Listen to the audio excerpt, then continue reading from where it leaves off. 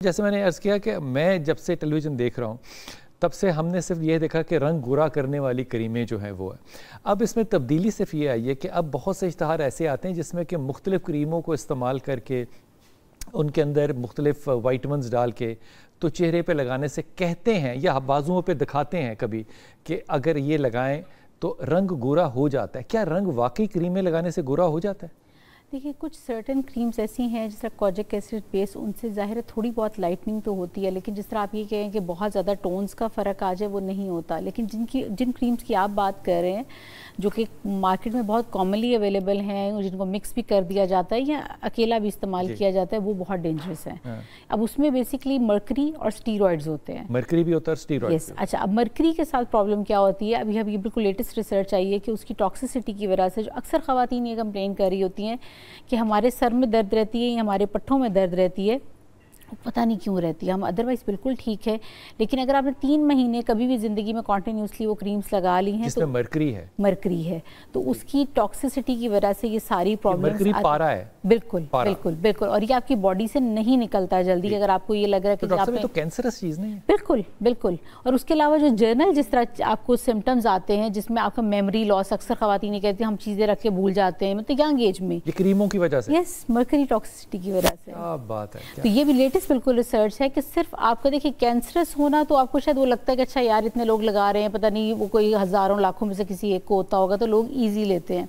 लेकिन अभी latest research ये बताती है कि जो भी लोग एक मर्करी बेस्ड क्रीम्स इस्तेमाल कर रहे होते हैं उनमें हेडेक्स का रहना, उसके अलावा नींद का ना होना, पूरा इंसोम्निया जिसे हम कहते हैं कि आपको नींद आती ही नहीं है, डिस्टर्ब पैटर्न्स होते हैं, और आपकी यादाश्त मुतासर होना, अगर खुदा न खासा प्रेगनेंसीज़ हैं उसके में मिसकैरेजेस के रेट्स का बढ़ जाना, ये सारी चीज़ें उसके साथ एसोसिएटेड हैं। क्या बात डॉक्टर साहब, ये अजीब सा अचंबा नहीं लगता कि इंसान अपने चेहरे को एक रंग दे दे गोरा और बाकी जिस्म जो है वो काला हो? इसके ऊपर कोई है कि सारा जिस्म इंसान का गोरा हो जाए? बिल्कुल, उसमें आपके इंजेक्शंस आते हैं, लेकिन वो आपकी ऐसी कोई चीज़ नहीं है कि जिसको आप सेल्फ मेडिकेशन के तौर पे इस्तेमाल करें। जिस तरह अगर हमारे पास 4 पेशेंट्स आ रहे हैं तो उनके बॉडी वेट के अकॉर्डिंगली उसकी डोज कैलकुलेट की जाती है। उसमें बहुत कॉमन इस वक्त एक नाम है ग्लूटाथायोन का, और इसकी टैबलेट्स भी मिलती हैं। इसकी टैबलेट्स भी मिलती हैं, लेकिन ओरल टैबलेट्स वो चीज़ नहीं अचीव कर पाती। उसकी वजह ये होती है उसकी वेस्टेज बहुत ज़्यादा हो जाती है। इंजेक्शंस में ये होता है क्योंकि आपकी डायरेक्टली ब्लड स्ट्रीम में जा रही हैं, क्योंकि आपको ये समझने की ज़रूरत है कि ग्लूटाथायोन करता क्या है। बेसिकली इट्स एन एंटीऑक्सीडेंट, ठीक है। आपकी इम्यूनिटी को बेहतर करता है, यानी कि अगर आपको वायरल्स हो रहे हैं तो वो ज़रा कम होंगे, आपकी बॉडी के अंदर फ्री रेडिकल्स को निकालता है। लेकिन जब आपकी बॉडी में एक सर्टेन अमाउंट से ज़्यादा हो जाता है, यानी कि उसकी अमाउंट ज़्यादा हो गई है, तो वो साइड इफ़ेक्ट के तौर पर जो चीज़ देता है that is whitening. That is whitening. Whitening. अच्छा। जब ये इसका साइड इफेक्ट है। इसका साइड इफेक्ट है। इसके बारे में बहुत सारे लोग कहते हैं जी ये लिवर को ख़राब कर देता है या ऐसे कहते हैं। बेसिकली जो इसकी रिसर्च सबसे पहले सामने आई थी तो ये 2 लोगों के अंदर इसको दिया जा रहा था। एक तो वो पेशेंट्स जिनकी कीमोथेरेपी हो रही थी, क्योंकि आपको आइडिया होगा कि जब कीमोथेरेपी होती है तो ऐसे पेशेंट्स की इम्यूनिटी बहुत ज़्यादा कम हो जाती है, तो उनकी इम्यूनिटीज़ को बूस्ट अप करने के लिए ग्लूटाथायोन्स दिए जा रहे थे। तो उन तमाम लोगों के अंदर जो चीज़ सामने आई वो ये थी कि इनमें लाइटनिंग भी हो रही है स्किन की। इसी तरह लिवर सिरोसिस के जो पेशेंट हैं जिनको यानी कि आप कहते हैं कि जिनके जिगर ख़राब हैं, उन पेशेंट्स को भी ये दिया जा रहा था। तो उसमें भी जो एक चीज़ कॉमनली सामने आई वो ये कि इनमें लाइटनिंग भी हो रही थी। मैदा ठीक हो रहा था, जिगर बेहतर ये करता है, जिगर को ये बेहतर करता है। तो इसलिए अगर कुछ लोग जो ये कहते हैं कि जिगर को ख़राब करता है वो गलत कह रहे हैं। इसकी पहली रिसर्च ही जो आई थी वो लिवर सिरोसिस के पेशेंट के अंदर ही आई थी कि उनको दिया जा रहा था उनकी लिवर हेल्थ को बेहतर करने के लिए। डॉक्टर साहब, कितना सेफ है? अगर तो आप किसी डॉक्टर की सुपरविजन के अंदर कर रहे हैं तो येस इट इज़ सेफ, लेकिन अगर आप खुद से अपनी डोज को कैलकुलेट करें तो फिर ये बिल्कुल सेफ नहीं, क्योंकि ये बिल्कुल ऐसी चीज़ नहीं है जिसको आप घर पे परमानेंट है डॉक्टर साहब या रिवर्सिबल है? ये अगर आप सन ब्लॉक की केयर करते हैं तो ये आप काफ़ी ज़्यादा अरसा निकाल देता है। हम इसको कहते हैं कि कुछ यानी कि टोन्स जो आप लाइटर गए वो परमानेंटली आपके साथ रहती हैं। माइकल जैक्सन के ऊपर ये बात बड़ी मशहूर थी। पाकिस्तान में भी बहुत से एक्टर्स हैं जिनके ऊपर कहते हैं कि ये अपना कलर जो है वो बॉडी का चेंज कर देते हैं। ये कलर चेंज होने का मतलब ये है कि ये कुछ कलर परमानेंट होगा, लेकिन अगर आप उसको रिपीट करना पड़ता है ये सारा प्रोसेस। मेंटेनेंस डेफिनेटली आपको लेनी पड़ती है। इट्स नॉट लाइक कि आपको उस दोबारा सीरीज से गुजरना होता है, लेकिन मेंटेनेंस रिक्वायर्ड होती है, क्योंकि जब एक्टिवली आप वो करवा रहे होते हैं वो आप कह लें सेशंस, तो फिर उसमें ग्लो एक बड़ा अच्छा आता है। तो वो लेकिन थोड़ी देर अरसे के बाद जब आप बंद कर देते हैं तो वो फिर ग्लो उस तरह से नहीं। डॉक्टर साहब, कॉस्टली है कीमत वाइज? It is costly. लेकिन कुछ आप ये कह लें कि ऐसे भी आ रहे हैं इसमें जो बहुत, आपको ये समझने की ज़रूरत है कि जो बंदा आपको 6 या 7 हज़ार के अंदर ये ऑफ़र कर रहा है वो कभी भी चीज़ ठीक नहीं होगी। जिस तरह आपके पास एक बॉक्सेस बने बनाए आते हैं, चाइना से भी आ रहे हैं और कोरिया से, वो कैलकुलेटेड डोज नहीं है।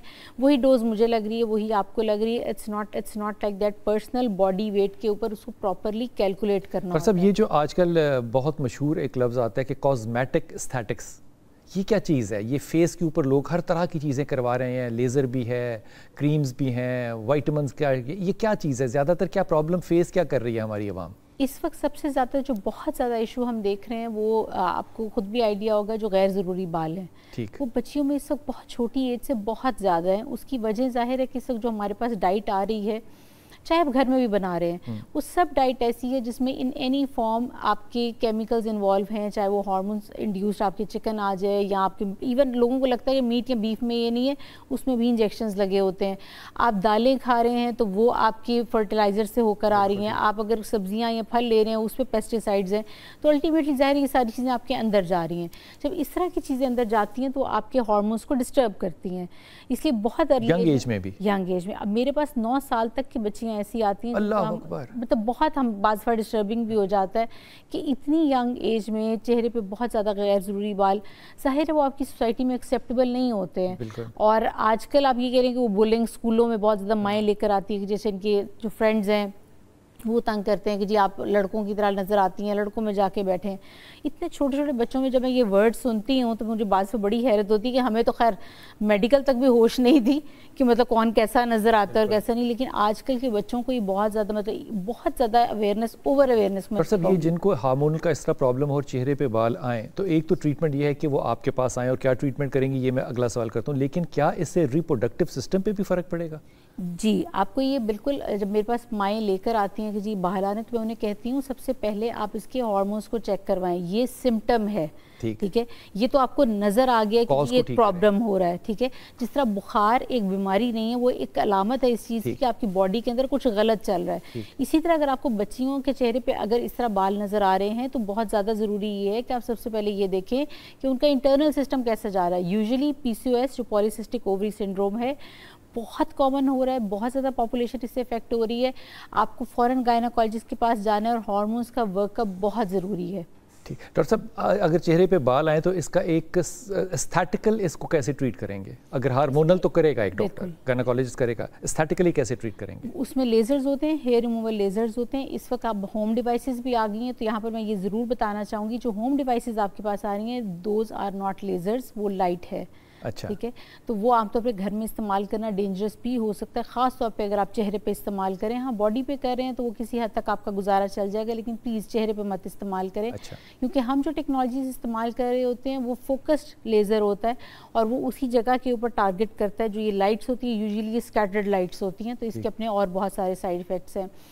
हम भी हमेशा यही कहते हैं कि आपका अगर हार्मोन्स नीचे से ठीक जा रहे हैं तो यस, इसकी रिडक्शन बहुत जल्दी हो जाएगी। It's not permanent removal, it's reduction laser से। हाँ, रिडक्शन। अगर हार्मोन ठीक नहीं हुए तो दोबारा बाल आ जाएंगे? वो तो बिल्कुल आएंगे, उसमें रेजिस्टेंस आ जाती है ना। देखिए, आप अगर ऊपर से लेज़र दे भी रहे हैं और लेकिन कॉज आपने एलिमिनेट नहीं की है तो क्या होगा, उसका गैप बढ़ जाएगा, कुछ जगहों से चले जाएंगे, कुछ पे फिर भी रहेंगे, तो एक ऑन गोइंग सिलसिला चलता चला जाएगा।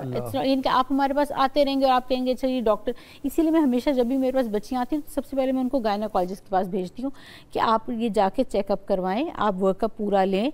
अगर वो ठीक है तो बहुत अच्छी बात है, क्योंकि 2 वजह होती हैं। या जेनेटिकल उसमें है कि जी आपकी फैमिली में रन कर रहा है, वो बहुत जल्दी यूजुअली बाल चले जाते हैं, 7 से 8 सेशन में आमतौर पे उनमें बहुत लाइक रिडक्शन 90% रिडक्शन हो जाती है। मेंटेनेंस सेशन आपको लेने पड़ते हैं अप्रॉक्सीमेटली 1 ईयर, पहले 6 मंथ्स पे लेने पड़ते हैं, फिर 1 ईयर है। इस तरह आपको अपनी ज़रूरत के हिसाब से देखना होता है, लेकिन ये जेनेटिकल पैटर्न में है।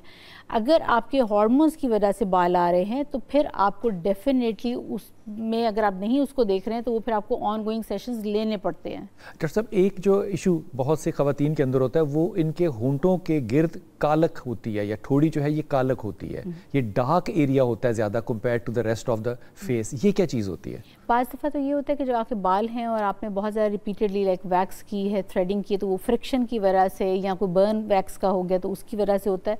और मेनली एक और अक्सर लोगों को इस चीज़ का आइडिया नहीं होता, अगर आपके नकल्स भी डार्क हैं और आपका ये पेरिओरल एरिया भी डार्क है, मतलब ये चीज़ें जी ठीक है, ये भी डार्क है, कोहनी भी डार्क होती हैं। और अगर आपका पेरिओरल एरिया जिसे ये वाला एरिया आप कह रहे हैं वो डार्क है, तो आमतौर पे ऐसे लोगों में विटामिन B12 की शॉर्टेज होती है। विटामिन B12 की, हाँ, तो आपको इसका मतलब वो लेनी चाहिए, लेकिन आप उसमें टॉपिकल क्रीम्स भी लगाएंगे तो आपको कोई ख़ास फ़र्क नहीं पड़ता।